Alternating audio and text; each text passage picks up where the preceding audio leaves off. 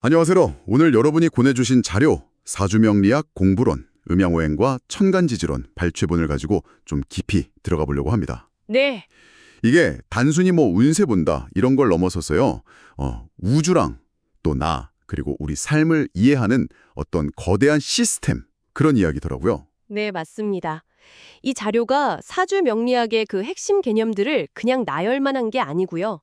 그 안에 담긴 어떤 에너지의 패턴, 또 우주적인 리듬, 이걸 이해하는 도구로서의 가치를 잘 보여주고 있어요. 아, 도구로서의 가치. 네, 뭐랄까 복잡한 교양곡 악보를 보는 느낌?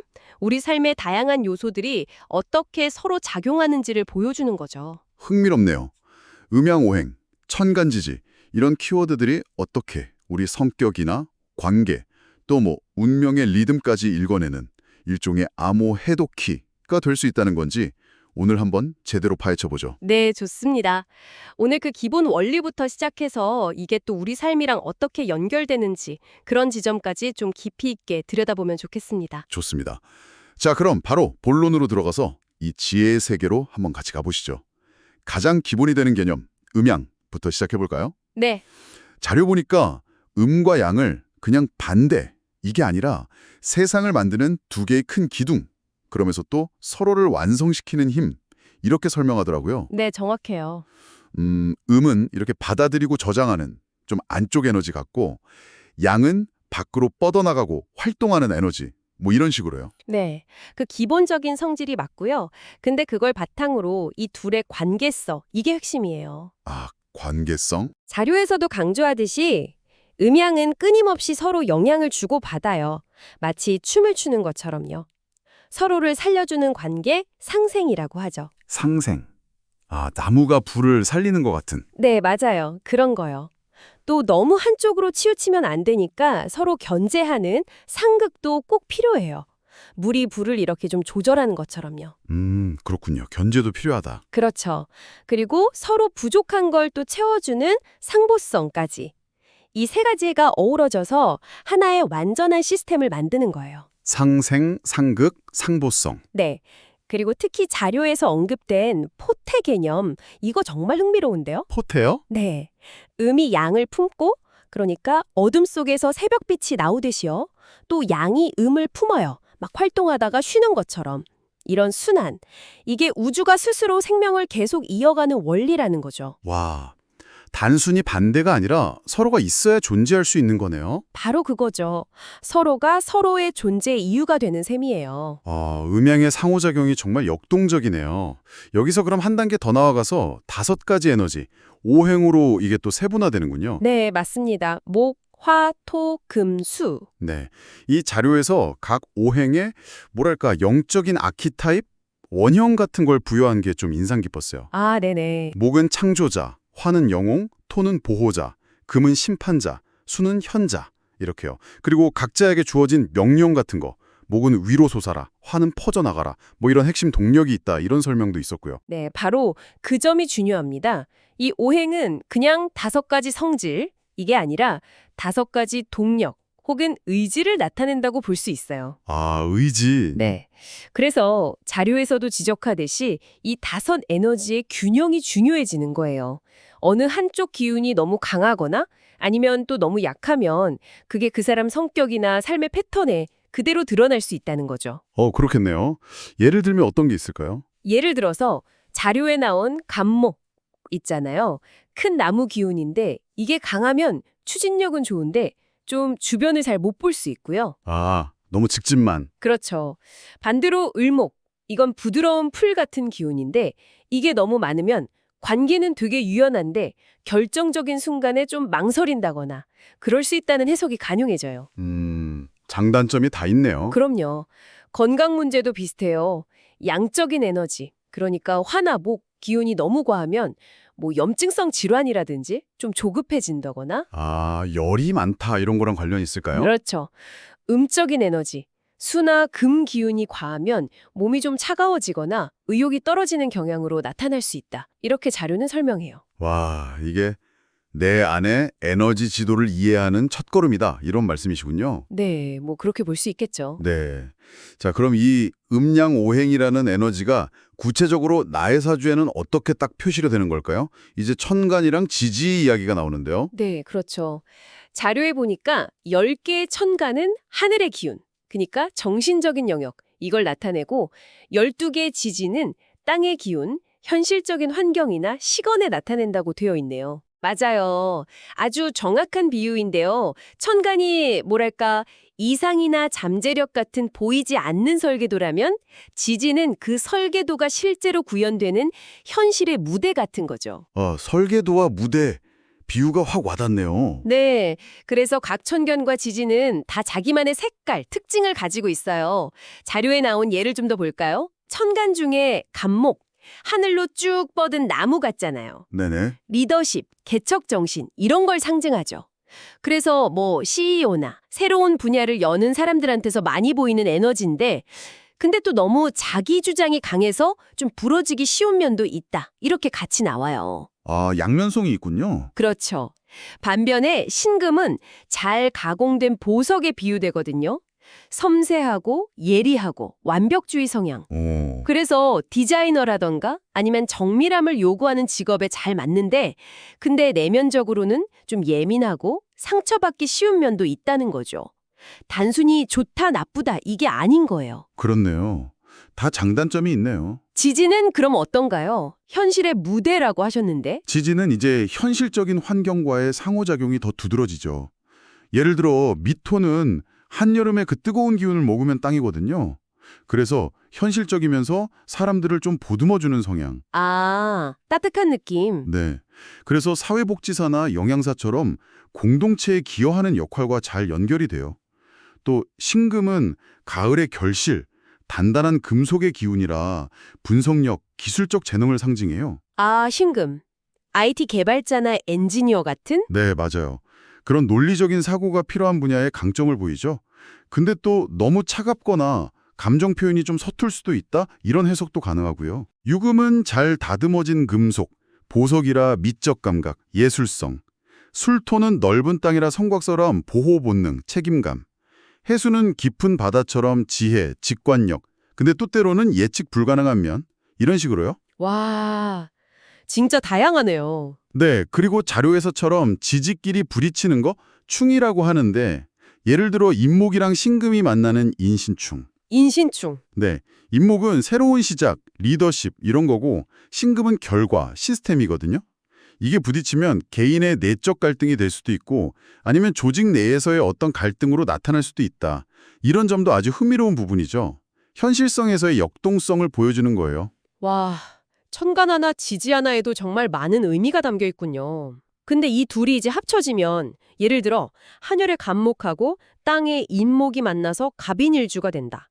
이러면 그야말로 뿌리 깊은 거목처럼 강력한 리더십, 독립심 이렇게 해석될 수 있는 거죠. 네, 그렇죠. 훨씬 구체적인 그림이 그려지죠. 병어랑 오어가 만나면 병오. 이건 뭐 그냥 딱 봐도 태양처럼 뜨거운 열정의 소유자 이런 느낌이고요. 맞습니다. 근데 더 놀라운 건 그 지지 안에 또 숨겨진 천간 에너지가 있다는 거. 지장간이라고 하던데.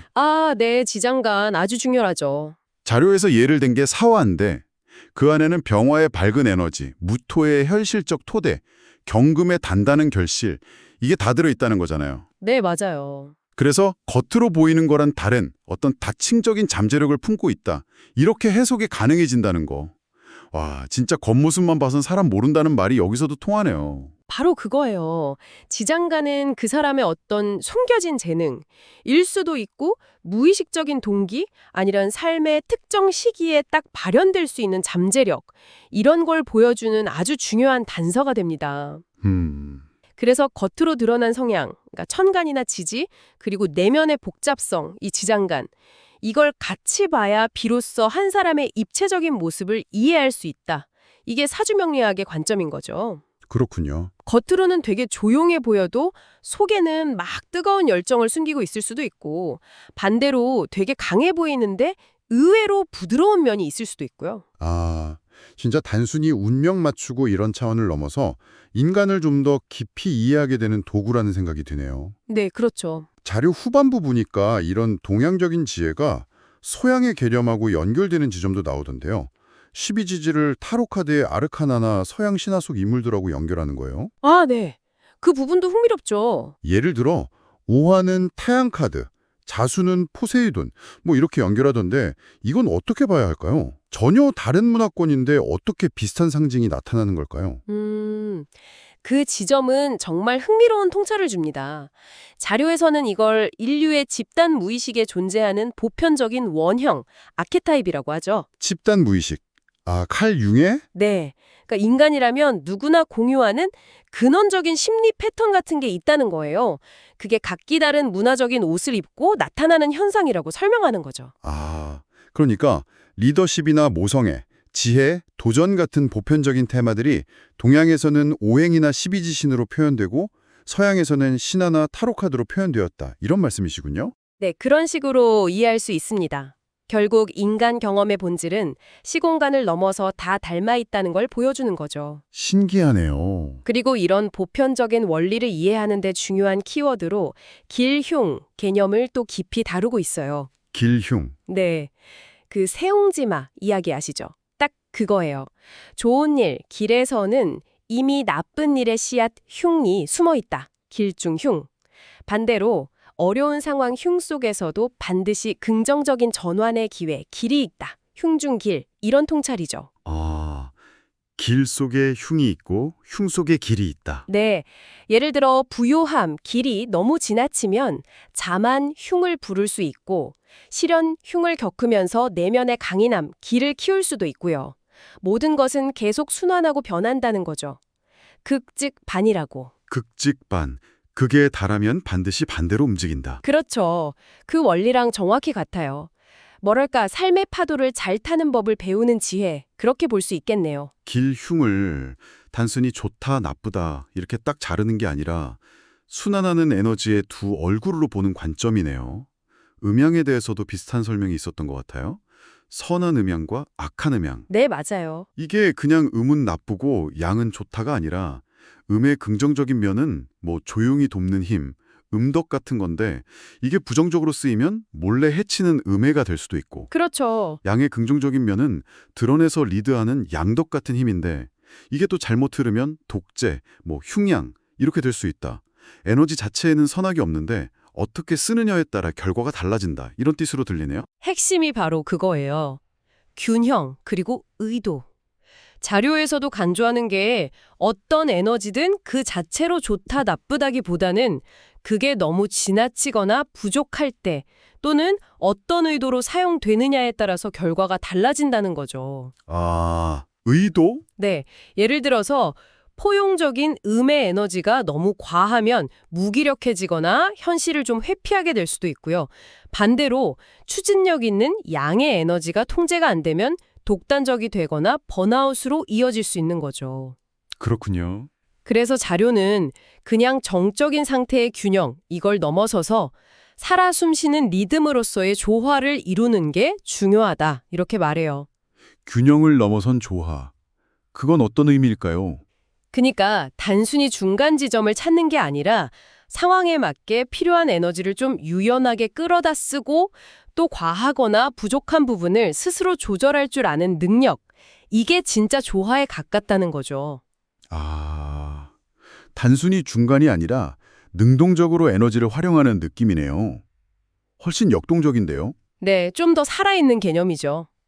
그렇다면 이 수천 년 된 지혜가 21세기를 사는 우리, 특히 이 방송 듣고 계신 여러분에게는 어떤 실질적인 의미가 있을까요? 자료에서 보병궁 시대, 물병자리 시대라고 하죠.